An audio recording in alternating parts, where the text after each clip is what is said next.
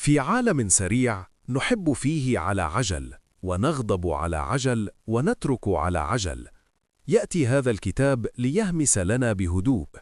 توقف، ليس لأن الحب صعب، بل لأننا لم نتعلم بعد كيف نحب بشكل أفضل. مرحبا بك في جوهر الكتب الصوتية، المكان الذي لا نقدم فيه الكلمات فقط، بل المشاعر والوعي وتلك اللحظات الصامتة التي تغيرنا من الداخل. حلقتنا اليوم ليست عن الحب كما تصوره الأفلام، ولا عن العلاقات المثالية، بل عن الحب الحقيقي، الحب الذي يبدأ من الداخل ويمتد للخارج دون خوف ودون تملك ودون أن يجرح صاحبه أو غيره. كتاب كيف نحب بشكل أفضل ليس دليلاً للعلاقات فقط، بل دعوة صادقة لننضج، لنشفى، ولنتعلم كيف نحب دون أن نؤذي، ودون أن نضيع أنفسنا. خذ نفساً عميقاً وافتح قلبك، فلعل هذه الكلمات تكون بداية حب أجمل في حياتك. وقبل أن نستكشف مضامين هذا الكتاب، أدعوكم للاشتراك في القناة وتفعيل الجرس ليصلكم كل جديد. دعمكم للقناة يشجعنا على الاستمرار في تقديم هذا المحتوى الهادف. يخبرنا الكاتب بداية أن الحب ليس حدثاً مفاجئاً يقع لنا، بل حالة وعي نصل إليها. كثيرون يحبون، لكن قلة فقط يتعلمون كيف يحبون بشكل أفضل. نحب أحياناً بدافع الفراغ، أو الهروب من الوحدة، أو الرغبة في الشعور بالأمان، فنضع على عاتق شخص آخر مسؤولية إسعادنا وشفائنا وإنقاذنا من أنفسنا. لكن الحب، كما يوضح هذا الكتاب، لا ينجح عندما يكون تعويضاً عن نقص داخلي، ولا يستمر عندما يكون محاولة للهروب من ألم لم نواجهه بعد. نحن لا ندخل العلاقات بقلوب فارغة، بل بقلوب ممتلئة بالتجارب. نحمل معنا طفولتنا وخيباتنا الأولى، وكلمات قيلت لنا فبقي صداها عالقا، وأخرى لم تقل فتركت فراغا. لذلك حين نغضب في علاقة، لا يكون الغضب دائما بسبب اللحظة الحالية، بل بسبب ذاكرة قديمة استيقظت. وحين نخاف من الفقدان، لا يكون الخوف دائما من الشخص الذي أمامنا، بل من شعور عرفناه سابقا ولا نريد تكراره. الحب الواعي لا ينكر هذه الحقائق، بل يعترف بها ويعاملها بلطف ومسؤولية. يعلمنا كيف نحب بشكل أفضل، أن الحب ليس تملكا ولا سيطرة ولا اختبارا دائما للولاء. الحب الحقيقي لا يطلب من الآخر أن يتقلص ليطمئننا، ولا أن يثبت لنا في كل لحظة أنه باق، لأن الحب الذي يحتاج إلى إثبات دائم هو حب خائف، لا حب واثق. الحب هو أن نختار الثقة، لا لأننا نضمن النهاية، بل لأننا نريد أن نعيش العلاقة بسلام، دون توتر مستمر، ودون مراقبة مرهقة، ودون خوف يفسد اللحظات الجميلة قبل أن تكتمل. أن نحب شخصاً لا يعني أن نحبسه داخل مخاوفنا، ولا أن نقيده بتجاربنا السابقة، ولا أن نطالبه بدفع ثمن أخطاء لم يرتكبها. الحب الواعي هو أن نمنح الآخر المساحة ليكون نفسه، بأفكاره وحدوده واختلافاته، دون محاولة تشكيله على مقاس جراحنا. وهو في الوقت نفسه أن نمنح أنفسنا الأمان الداخلي، ذلك الأمان الذي لا يعتمد كلياً على وجود شخص آخر في حياتنا، بل ينبع من علاقتنا بذاتنا، ومن ثقتنا بأنفسنا، ومن قدرتنا على الوقوف حتى لو تغيرت الظروف. الحب الناضج لا يقول ابقى معي كي أطمئن، بل يقول أنا مطمئن لأنني اخترت أن أحبك. لا يقوم على الخوف من الفقدان، بل على الامتنان للحضور. هو حب لا يعيش في قلق المستقبل، ولا يتغذى على أسوأ الاحتمالات، بل يركز على اللحظة، على الصدق، وعلى الاحترام المتبادل. وحين نصل إلى هذا الفهم، يصبح الحب مساحة للراحة، لا ساحة للقلق، ويصبح القرب اختياراً حراً، لا التزاماً ثقيلاً. وفي كثير من العلاقات لا يكون غياب الحب هو المشكلة، بل غياب التواصل. فالحب قد يكون حاضراً في القلوب، لكنه يذبل حين لا يجد طريقاً للتعبير. الصمت الطويل والكلمات المؤجلة والمشاعر المكبوتة التي نخشى قولها في وقتها تتحول مع مرور الأيام إلى مسافة باردة يصعب عبورها، وإلى جدار غير مرئي يفصل بين القلوب رغم قرب الأجساد. يذكرنا هذا الكتاب بأن التعبير الصادق ليس ضعفاً بل شجاعة، وأن الحديث عن الألم لا يعني الهجوم ولا التقليل من الآخر، بل هو محاولة للفهم وللحفاظ على ما تبقى من دفء العلاقة. فالكلمات التي لا تقال في وقتها لا تختفي، بل تتراكم في الداخل وتخرج لاحقاً على شكل غضب أو برود أو انسحاب صامت. ويؤكد كيف نحب بشكل أفضل أن الاستماع الحقيقي هو من أسمى أشكال الحب، ذلك الاستماع الذي لا يبحث عن رد سريع ولا عن دفاع ولا عن تبرير، بل عن فهم صادق لما يشعر به الآخر. أن نصغي بقلوبنا قبل ألسنتنا، وأن نمنح مساحة للمشاعر كي تقال دون خوف، لأن العلاقة التي يسمح فيها بالكلام الصادق هي علاقة تعطى فرصة حقيقية للاستمرار والنمو. كما يشير الكاتب إلى أن العلاقات ليست المكان الذي نختبئ فيه من أنفسنا، بل المكان الذي نراها فيه بوضوح أكبر. فبعد أن نتعلم كيف نعبر ونصغي، تبدأ الحقيقة في الظهور. الحب لا يكشف لنا الآخر فقط، بل يكشف لنا أنفسنا أيضا. داخل العلاقة يظهر صبرنا حين نختبر، وحدودنا حين نتعب، ونضجنا حين نختلف، كما تظهر مخاوفنا القديمة وقدرتنا على العطاء، وحتى تلك الأنانية الخفية التي لم نكن نلاحظها ونحن بمفردنا. العلاقة كما يصفها كيف نحب بشكل أفضل ليست مرآة قاسية، بل مرآة صادقة، فهي لا تهدف إلى محاسبتنا، بل إلى تعريفنا بأنفسنا، وإلى إظهار الجوانب التي تحتاج إلى وعي ونمو. لذلك فالعلاقة الصحية ليست علاقة بلا أخطاء، لأن الخطأ جزء طبيعي من التعلم، لكنها علاقة يسمح فيها بالخطأ دون إهانة ودون تقليل ودون خوف من العقاب العاطفي. في هذا النوع من العلاقات لا يتحول الخلاف إلى معركة صامتة، ولا يستخدم الصمت كسلاح، بل يصبح الاختلاف مساحة للفهم وفرصة للنضج المشترك. يكون الهدف هو النمو معا، لا إثبات من هو على حق ولا الهروب من المواجهة.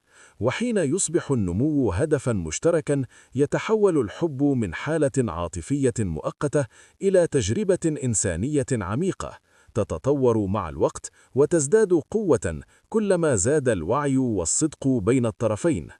الحب الأفضل كما يصفه هذا الكتاب ليس حباً بلا خلافات، بل حباً بلا إهانة. فالخلاف جزء طبيعي من أي علاقة إنسانية، لكن الإهانة ليست كذلك.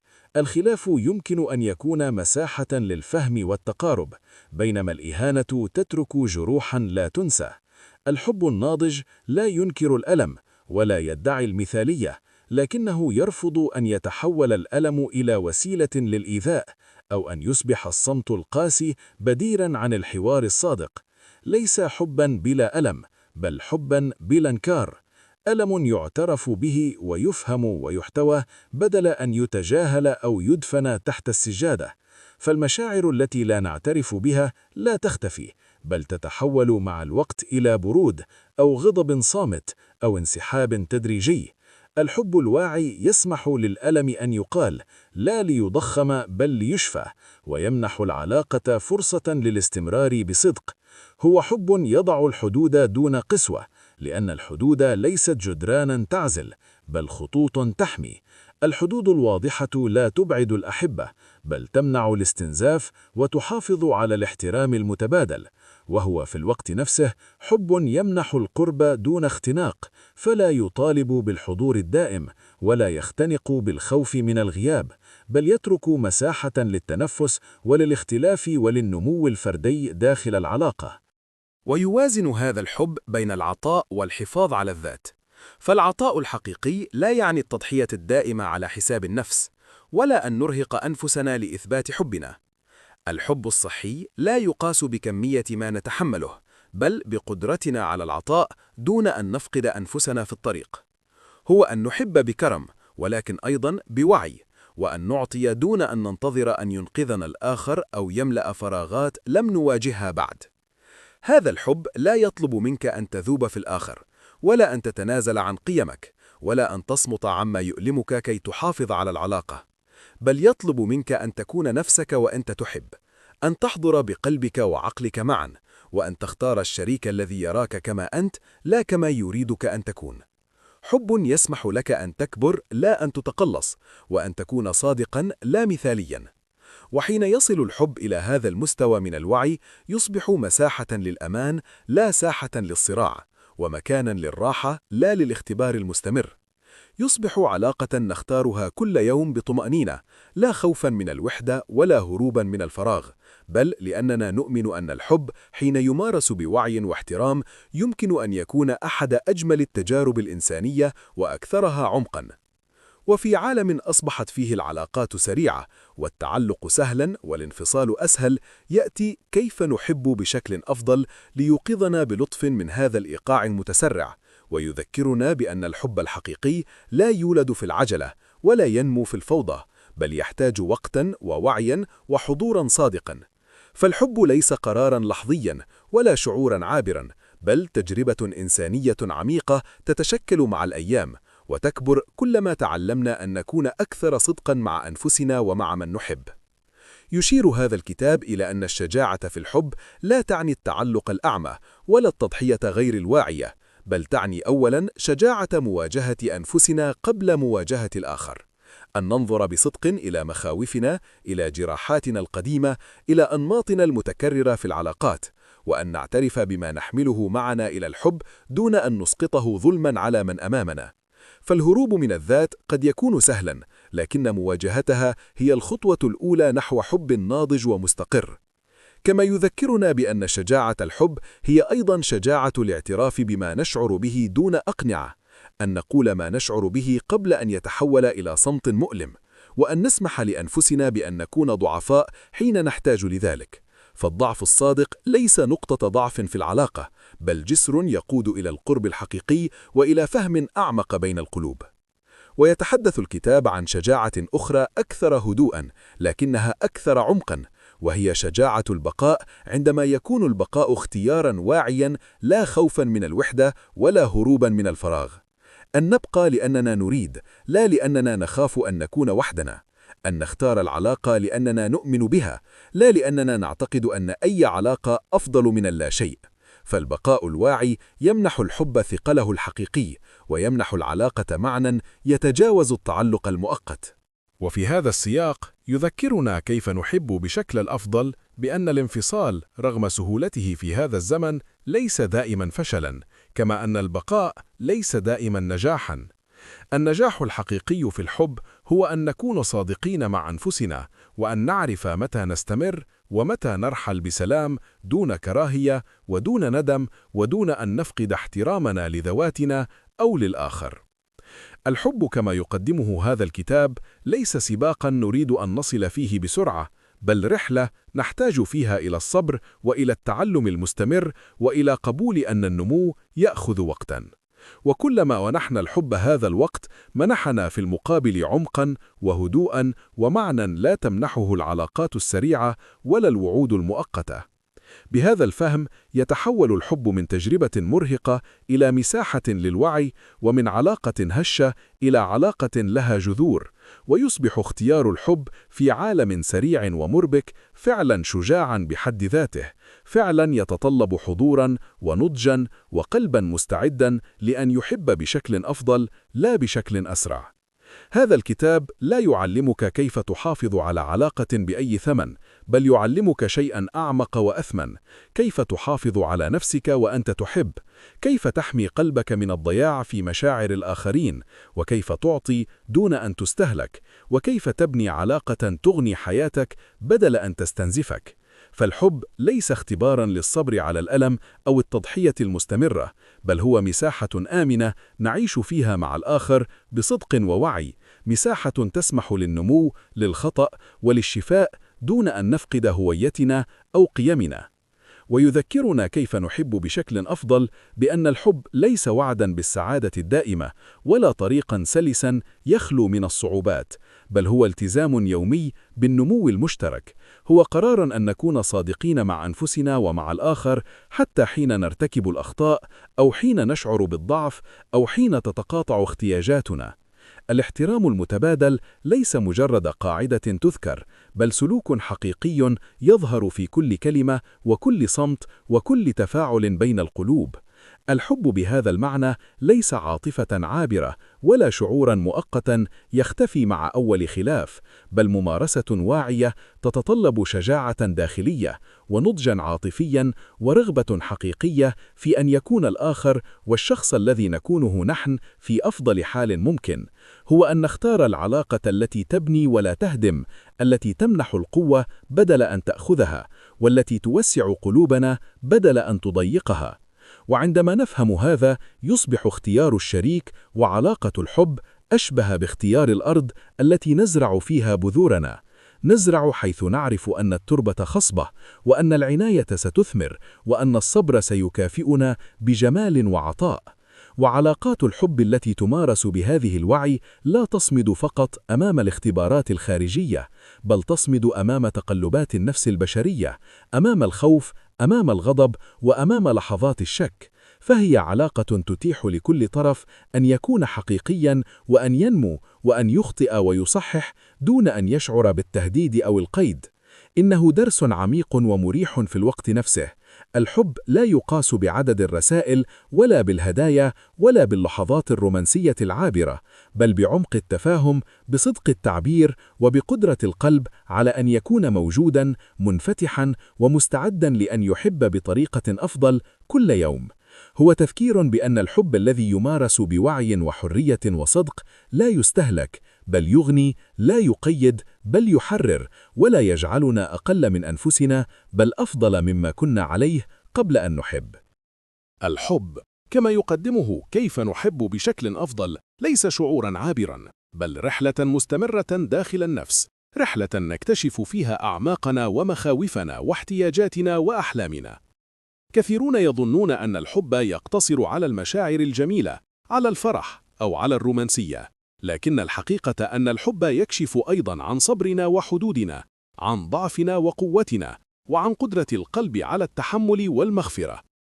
حين نواجه لحظات الغضب أو الشك أو الخيبة، تظهر قيمنا الحقيقية، ويصبح الحب اختباراً للنضج الداخلي، لا مجرد علاقة خارجية. الكتاب يعلمنا أن الحب يبدأ دائماً بعلاقتنا مع أنفسنا. إذا لم نكن قادرين على تقدير أنفسنا وفهم احتياجاتنا واحتضان ضعفنا، فلن نستطيع أن نحب بصدق شخصاً آخر. هذا لا يعني الأنانية، بل أن نكون كاملين بما فيه الكفاية لنقدم حباً ناضجاً، دون أن نطالب الآخر بملء فراغاتنا أو معالجة جراحنا. الحب الواعي هو الحب الذي ينبع من الاكتمال الداخلي، ويصبح هدية لا عبئاً. ويؤكد الكاتب أن كل علاقة مهما كانت عاطفية أو طويلة تحتاج إلى صمت واع أيضاً. الصمت ليس فراغاً، بل فرصة للاستماع إلى القلب، للتأمل، لفهم ما يجري داخلك، ولتقدير اللحظة قبل الانزلاق في ردود الفعل العاطفية. كثير من الخلافات تنشأ ليس من اختلاف الاحتياجات، بل من عدم قدرتنا على الانتباه لما نشعر به وما يحتاجه الآخر. حين نصغي لأنفسنا قبل كل شيء، نصغي للآخر بطريقة أعمق، ويصبح التواصل أكثر صدقاً وفعالية.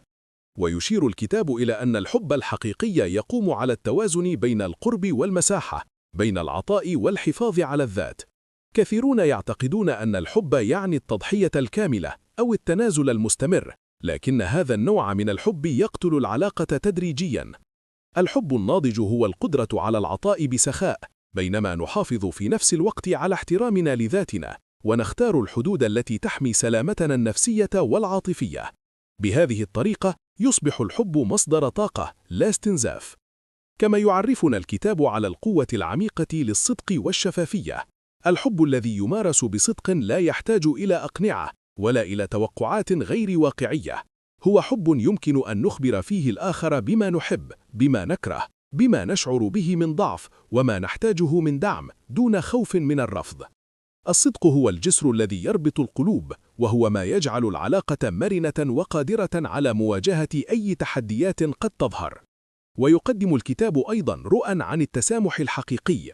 التسامح ليس تجاهل الأخطاء ولا القبول بكل شيء بلا حدود، بل هو فهم العيوب واحتواء الآخر والتعلم من الأخطاء بطريقة لا تهدد العلاقة ولا تحطم النفس. كثير من العلاقات تنهار ليس بسبب غياب الحب، بل بسبب عدم القدرة على مسامحة النفس والآخر، أو بسبب تشبثنا بالأحقاد الصغيرة التي تتراكم مع الوقت. كما يشدد الكاتب على أهمية المشاركة في النمو الشخصي. الحب الناجح هو علاقة يشجع فيها كل طرف الآخر على التطور، على مواجهة المخاوف، على تحقيق أحلامه، وعلى اكتشاف نفسه بعمق. لا علاقة صحية حين يكون أحد الطرفين راكداً، أو حين يصبح الحب منصة للاعتماد على الآخر بدلاً من التعاون على النمو المشترك. العلاقة تصبح فضاءً يتبادل فيه الطرفان الدعم، الحافز والتقدير، ويصبح كل منهما مصدر إلهام للآخر. ويذكرنا الكتاب أن الحب يتطلب الصبر المستمر، ليس فقط مع الآخر بل مع أنفسنا. نخطئ، نغضب، نخاف، نتصرف أحياناً بطرق نندم عليها، وكل هذا جزء من التجربة الإنسانية. الحب الحقيقي يمنحنا مساحة للتعلم، للنمو، ولإصلاح أخطائنا دون خوف من فقدان العلاقة، لأن الحب الواعي لا يقوم على المثالية، بل على التفاهم والمغفرة والنضج العاطفي المستمر. وبالإضافة لذلك يقدم الكتاب نصائح بعملية كيفية التعبير عن الحب يومياً، ليس بالكلمات فقط بل بالأفعال الصغيرة. الانتباه لما يحتاجه الآخر، الاستماع دون مقاطعة، تقديم الدعم عند الحاجة، والاحتفال باللحظات العادية كما لو كانت مميزة. هذه التفاصيل اليومية هي التي تبني علاقة قوية، وليس فقط اللحظات الكبيرة التي يعتقد الكثيرون أنها تمثل الحب. كما يذكرنا الكتاب بأن الحب الحقيقي ليس ضماناً للسعادة الدائمة، ولا حلماً مثالياً بلا صعوبات، بل التزاماً يومياً بالنمو المشترك وبالصدق وبالاحترام المتبادل وبالعطاء الواعي. الحب الذي يمارس بوعي وحرية وصدق لا يقيد ولا يستنزف، بل يغني القلوب ويزيد الحياة جمالاً وعمقاً. إنه الحب الذي يمكن أن يستمر ويتطور، لأنه يقوم على فهم النفس وفهم الآخر، وعلى اختيار كل يوم بأن نحب بطريقة أفضل، أكثر وعياً وأكثر إنسانية. وفي النهاية يذكرنا كتاب كيف نحب بشكل أفضل أن الحب ليس مجرد شعور عابر ولا علاقة مؤقتة، بل فن يتعلم وممارسة تتطور مع الوقت، ومساحة نكتشف فيها أنفسنا والآخر بصدق ووعي. الحب الحقيقي يحتاج الصبر والشجاعة والصدق والقدرة على العطاء والحفاظ على الذات في الوقت نفسه. هو رحلة نعيشها كل يوم، حيث يصبح الاختلاف فرصة للنمو، والخطأ فرصة للتعلم، والمشاعر مساحة للفهم والاتصال العميق. الحب بهذه الطريقة ليس عبئاً ولا اختباراً، بل مصدر قوة وسعادة وعمق، وهو ما يجعلنا أكثر وعياً بأن العلاقة ليست المكان الذي نختبئ فيه، بل المكان الذي نواجه فيه أنفسنا ونختار أن نحب بصدق وبحرية وبنضج. كل يوم هو فرصة جديدة لأن نختار الحب الواعي، الحب الذي يغمي حياتنا وحياة من نحب، الحب الذي يربط القلوب ويزرع السلام داخلها. إذا أعجبك هذا المحتوى ووجدت فيه قيمة لتطوير فهمك للحب والعلاقات، لا تنسى الاشتراك في القناة وتفعيل زر الجرس لتصلك كل الفيديوهات الجديدة التي ستأخذك في رحلات صوتية عميقة داخل النفس والعلاقات، وتساعدك على اكتشاف طرق جديدة لتعيش الحب بوعي وصدق كل يوم.